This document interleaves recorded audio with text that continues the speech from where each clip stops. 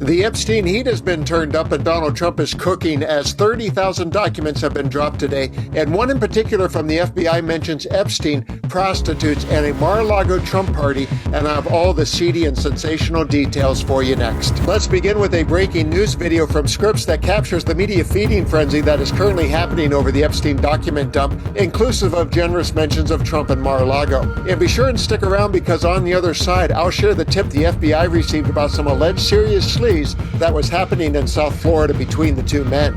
The Justice Department released thousands more photos and documents from the Jeffrey Epstein files this morning. And this latest batch includes over 11,000 files, including some mentioning President Trump.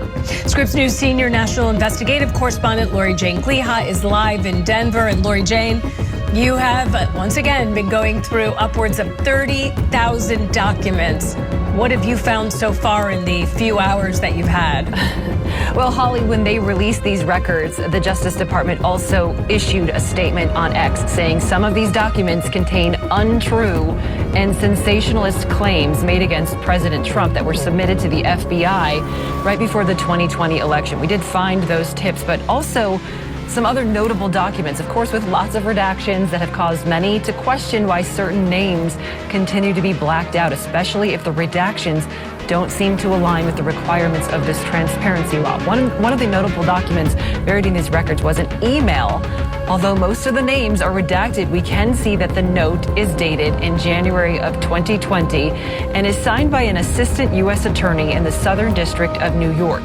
The subject line says Epstein flight records, and the body of the email suggests Donald Trump had traveled with Epstein more times than this author of this email had initially known. And it says he is listed as a passenger on at least 8 flights between 1993 and 1996, including at least 4 flights on which Maxwell was also present. That seems to reference Ghislaine Maxwell, the longtime girlfriend and now convicted affiliate of Jeffrey Epstein. However, the email also indicates this person believed Trump had traveled with his wife and daughter and son a few times, but also alone with Epstein and on at least one flight with Epstein and a 20-year-old person.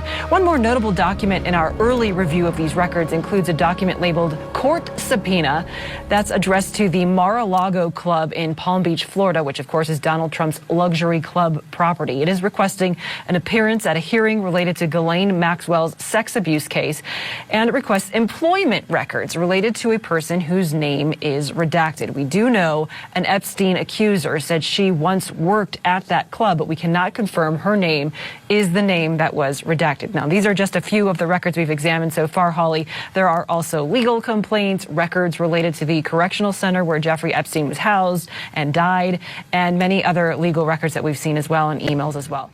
What you're about to hear is a tip that the FBI received, and we don't know if it was followed up on. It is alleged, so I'll let you decide for yourself if it helps you make a more informed decision about what went on between the former best friends who shared a wonderful secret.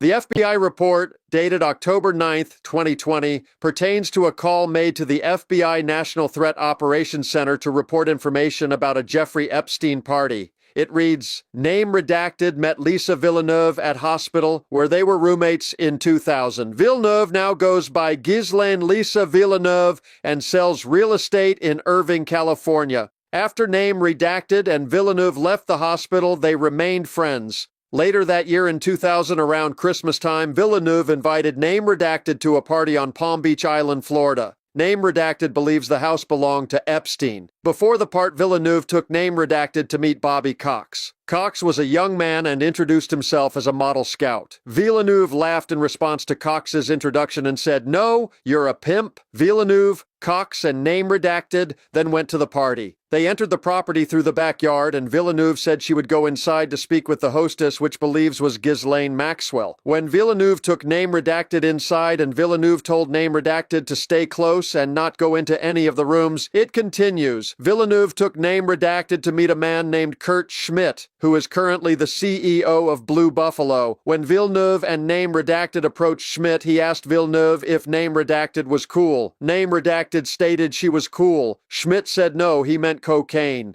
Villeneuve took name redacted back inside, and someone told the party that Donald Trump had invited them all to a party at Mar-a-Lago. Name redacted told Villeneuve she wanted to go, but Villeneuve told it wasn't that kind of party, it was for prostitutes. It concludes, name redacted hasn't spoken to Ghislaine Maxwell since 2002. A 30,000-page document drop is great news in the case against the Epstein cabal of shady men. I didn't think we would see this day in consideration of the DOJ's bottomless bag of dirty tricks, but I still wonder, what is hiding under those redactions and what will never see the light of day? Now more than ever, based on that DOJ statement that said, among other things, some of these documents contain untrue and sensationalist claims that were made against President Trump that were submitted to the FBI right before the 2020 election. To be clear, the claims are unfounded and false, and if they had a shred of credibility, they certainly would have been weaponized against President Trump already. Clearly, our corrupt DOJ is acting more like Trump's personal attorneys than the nation's primary and impartial law enforcement agency, so the truth is in for a fight.